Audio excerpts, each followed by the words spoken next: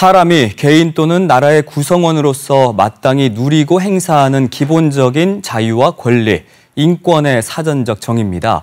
흔하게 쓰는 단어지만 우리의 인권은 얼마나 잘 보장되고 있을까요? 인권에 대한 궁금증과 문제를 해소하기 위한 기구인 국가인권위원회 제주 출장소가 지난 1일 문을 열었습니다. 자세한 내용 알아보겠습니다. 오늘 이 자리에 권혁일 소장 나오셨습니다. 안녕하십니까? 안녕하십니까? 네, 어서 오십시오. 자, 국가인권위원회. 이름에서부터 국민들의 인권 신장을 위한 기구라는 게 느껴지긴 합니다만 정확히 언제 또 어떤 역할을 위해서 만들어진 기구인지 설명 부탁드립니다. 예, 2001년 11월 25일 날 국가인권위원회법이 통과되었고 그게 법에 따라서 설립이 됐고요.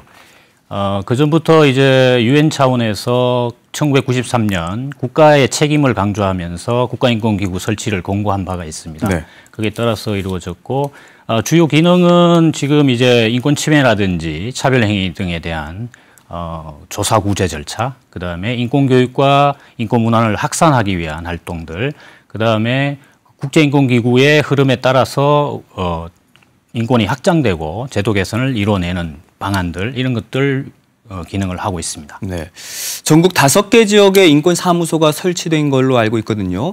출장소로 이렇게 문을 연 거는 제주가 처음이라면서요? 예, 맞습니다. 지금 2005년에 이제 그 부산 광주, 2007년에 대구, 그다음에 2014년에 대전, 2017년에 강원, 이렇게 해서 5개 사무소가 있고요.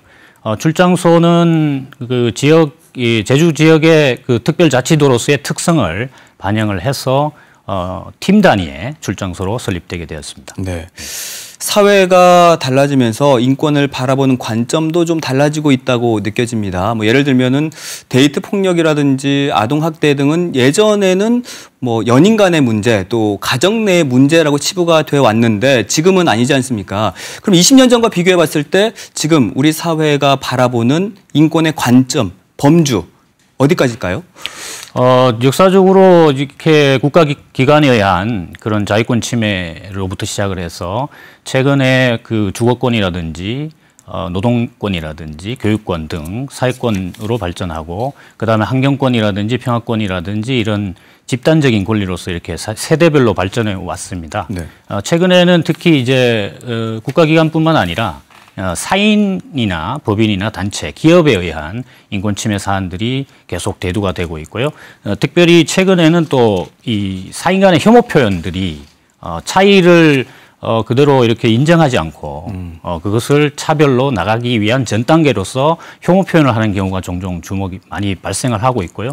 그것에 지금 인권위원회도 주목을 하고 있고 유엔 차원에서도 개인의 책임을 강조한 대응 행동이라든지 실천 계획들을 만들어내고 있습니다. 인권위원회는 최근에 이 혐오 표현 리포트라는 것을 발간을 해서 네. 혐오 표현의 개념이라든지 이런 것들을 정리하고 개인적인 대응 방안이나 사회적으로 어떻게 실천해 나가야 되는지를 포함하고 있습니다. 네. 이것은 이제 제주 출장소에 오시면 무료로 배포하고 있으니까요. 많이 활용해 주시면 되겠습니다. 고맙습니다. 인권위로부터 그렇다면 이제 나이나 성별, 국적에 관계없이 이걸 다 떠나서 누구든지 도움을 받을 수가 있는 거죠? 예, 그렇습니다. 국제인권 기준도 마찬가지지만 국적이라든지 나이라든지 어떤 개인적인 차이를 가지고 어떤 제도가 영향을 미치지 않는 그런 것은 아니니까요. 네. 그래서 특히 또 국내적으로도 여전히 국가인권위원회법에 국내에 있는 외국인에게까지도 적용 대상으로 삼고 있기 때문에 그런 것은 차별이 없도록 그렇게 규정이 되고 있습니다. 예. 혹시 자신이 인권 침해를 받았을 경우에 어떻게 하면 구제를 받을 수 있는지 좀 절차를 간략하게 설명해 주십시오. 예. 제주 출장소에 방문을 하시거나 또는 전화 1331이 대표 번호이고요.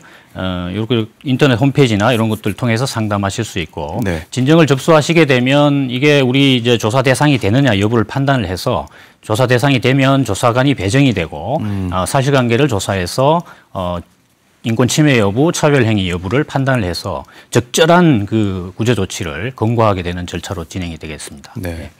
인권위에서 특히 중점을 두는 게 국가 권력에 의한 각종 인권 침해 행위에 대한 구제인데 제주 지역에는 4.3 피해자 또 조작 간첩 피해자들이 많거든요. 이분들을 위해서 국가인권위 그 제주 출장소가 어떤 역할을 할 수 있을지 또 궁금합니다. 예, 뭐 제도적으로는 지금 특별법이라든지 이런 것들이 많이 만들어지고 있지만 우선 그 피해자들의 그 목소리를 제주 출장소에서 잘 듣고 현재 일어나고 있는 뭐 차별 행위라든지 이런 것들은 없는지 또 다른 제도 개선 사항은 없는지 이런 것들을 충분히 들어볼 생각이고요. 네. 최근에 개소식 이후에 계속 많은 분들이 이제 찾아오고 계십니다. 예, 그래서 가까운 곳에서 만나 뵐 수 있도록 그렇게 하겠습니다. 네. 그리고 또 제주 출장소 차원에서 할 수 있는 일은 적극적으로 나서고 또 다른 기관하고 또 협조할 수 있는 것은 적극적으로 협조해 나가겠습니다. 극심한 갈등의 현장에서 또 인권 침해 사례가 자주 발생하지 않습니까? 국가인권위 제주 출장소에서 혹시 예의주시하고 있는 제주의 갈등 현장 어떤 게 있을까요? 예, 현재 제주 지역에서 인권위원회에 이제 그 제기된 진정 사건을 보면 제2공항이라든지 해군기지 건설 등 국가개발 정책과 관련된 그런 관련되어서 진행 중인 사건들이 좀 있습니다. 이 사건의 특징상 국가기관이나 지방자치단체가 이렇게 관여되어 있고 또 사건에 관련된 인원이 좀 많기 때문에 조금 신중하게 접근하고 있다라는 말씀을 드릴 수 있겠습니다. 그럼 이런 갈등과 관련해서 지금 뭐 제주 출장소에서 진행하고 있는 절차는 없습니까? 현재 이제 사실관계에 대한 조사라든지 아까 얘기 드렸듯이 구제 절차 속에서 판단, 인권 침해 여부, 차별행위 여부 판단을 지금 하는 단계. 뭐 상세한 내용은 조금 그 나중에 공고라든지 이런 것들 또 결과가 나오면 아마 알려드리도록 그렇게 하겠습니다. 네, 알겠습니다. 그 인권에 대한 인식이 전반적으로 높아지면서 그 국가인권위 제주 출장소에 대한 관심도 지금 높아지고 있거든요.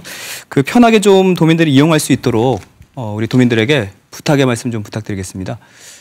예, 도민 여러분 안녕하십니까? 제주 출장소 소장 권혁일입니다.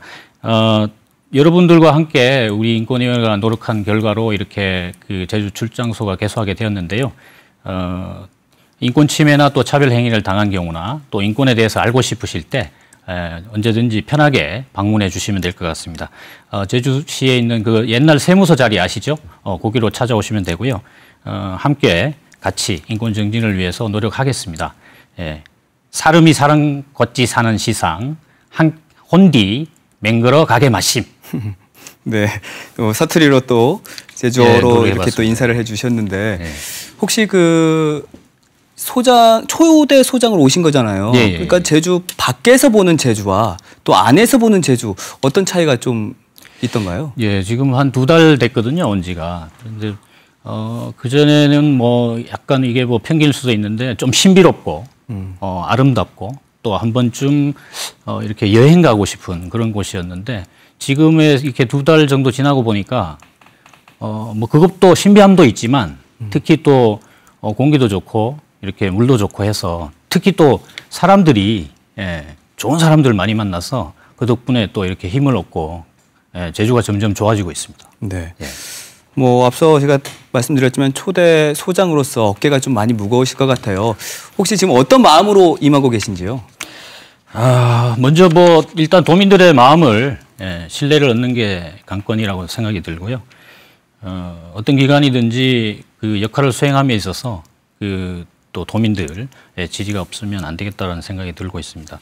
한편으로는 그 다양한 또 인권 시민사회 단체나 또 제주도 인권증진위원회를 비롯한 인권팀 그리고 도의회 의원들 또 교육청이나 담당 부서 또 대학교 인권센터 또 4.3 평화재단 등 지역의 인권 증진 활동을 위해서 열심히 해온 분들이 좀 많아서 함께 할 수 있겠다는 생각에 좀 든든하기도 합니다. 네, 알겠습니다. 앞으로 도민들의 인권 침해와 또 차별 사안에 대해서 고민이 있을 경우에 이 국가인권위 제주 출장소를 통해서 좀 잘 해결했으면 하는 바람인데요. 그러기 위해서 또 현장에서 우리 소장님 많이 애써주시기 바라겠습니다. 고맙습니다. 오늘 말씀 여기까지 나누겠습니다. 네, 고맙습니다. 고맙습니다.